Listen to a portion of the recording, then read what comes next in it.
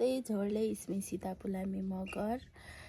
आज म तपाईहरुलाई मैले दिनभरिमा के गर्छम त्यो सबै कुराहरु देखाउने नै छु र सबैजनाले सब्स्क्राइब गर्नु भएन भने सब्स्क्राइब गरिदिनु होला, शेयर गरिदिनु होला र साथसाथै माया पनि गरिदिनु होला।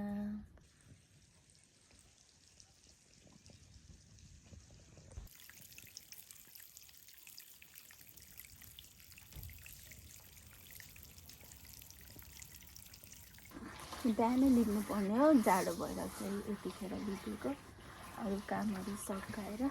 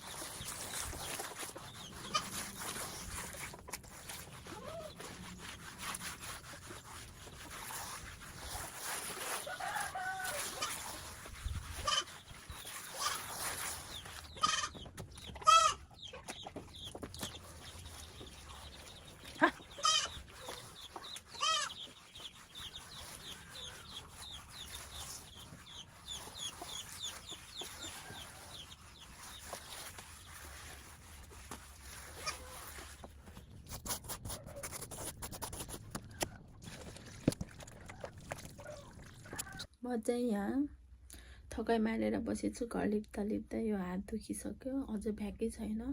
लगभग हाम्रो घर लिप्नलाई चाहिँ 1 घण्टा 1.5 घण्टा चाहिँ लाग्छ। त्यही हो साथीहरु, थकाइ लाग्यो। हात बसेर मात्र हुँदैन, फेरि लिप्नु पर्छ। यो हात सुकिसक्यो, दुख्नलाई चाहिँ अलि कम भइसक्यो मेरो हात पनि।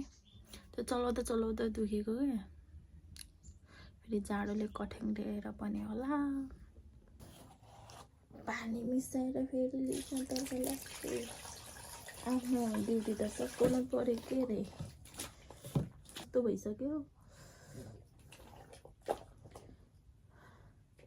पानी पनि चिसो हो के, झन् हात पनि कस्तो गरा चिसोले कस्तो भइसक्यो। के गर्न, जता गए पनि म त एक्लै हो, घर आए पनि म एक्लै हो, उता गए पनि म एक्लै हो, जता गए पनि एक्लै। सबै आफ्नो काममा जानुहुन्छ।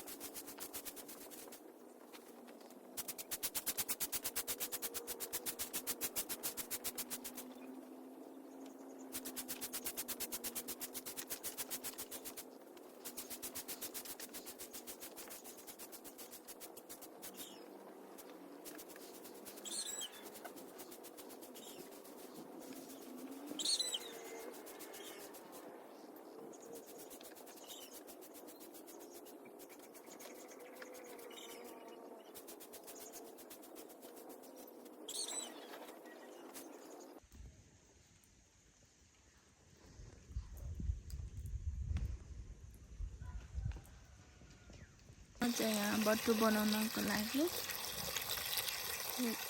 तरुलहरू पखालेर चाहिँ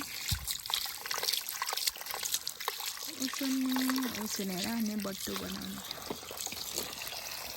धेरै बनाउने धेरै छ।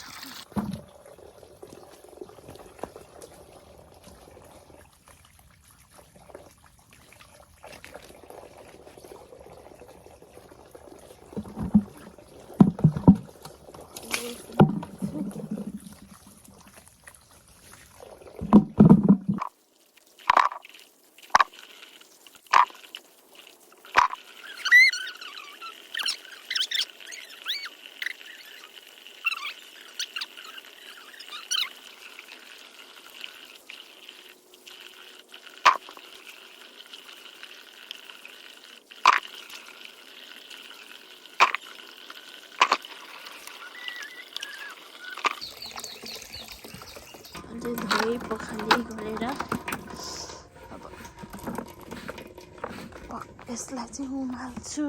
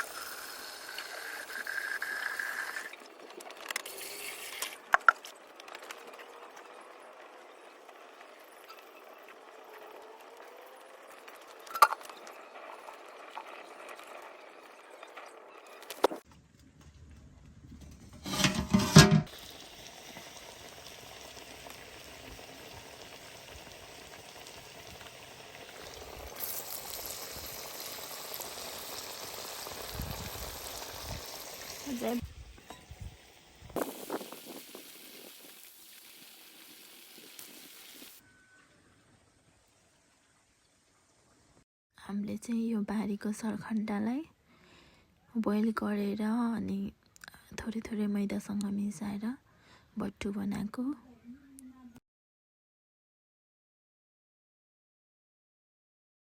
मासु 2 ढाकी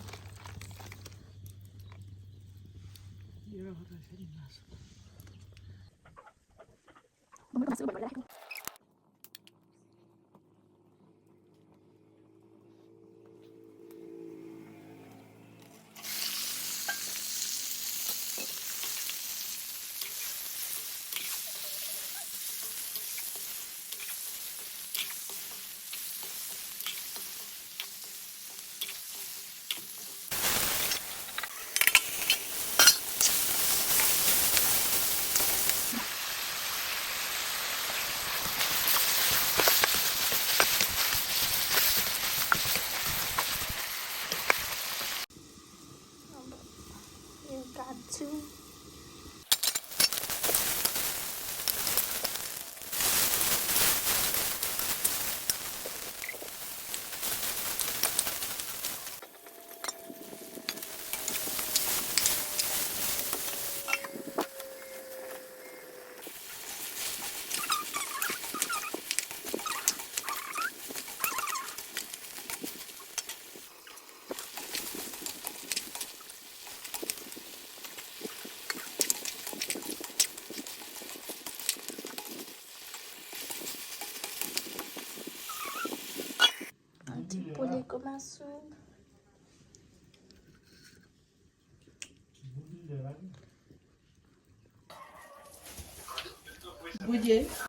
हामी चाहिँ अब खाना खान लाग्यो साथीहरू। आज चाहिँ माघे सङ्क्रान्तिको दिन सबैजना घरमा आउनुभएको थियो। फुपूहरू आउँदै, यता पनि फुपूहरू आउँदै हुनुहुन्छ। भाइली फु र कान्छी फुको छोरा सबै स्याउ सुन्तला बोकेर आएको छ है।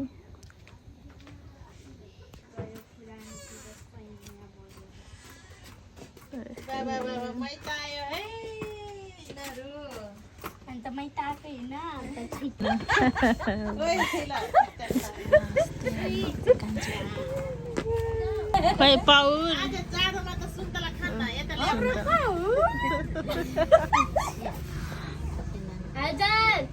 सबैभन्दा ठुलो फुपू हाइटले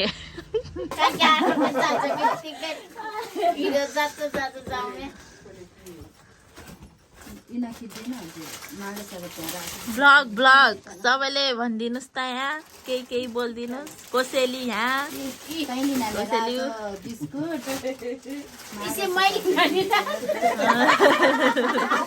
माइली फुबेर आउँछ त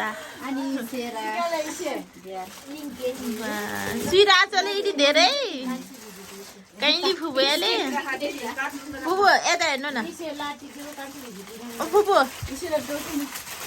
यता हेर्नु न ब्लग हाम्रो पाउड दिनु त लागेन नि बुझेको दरी भन्नु न दुबा किन माछा पटा रामले आछि खोइ म बिया ओला बिया गराको त अझै तना हालिङै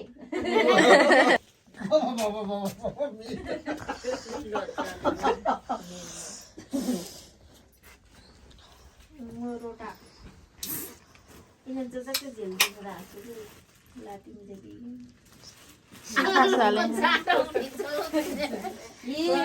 भुजा डल्ला ओ उतना जोसा रोटा बापरे कोसेली जिन भुजा डल्ला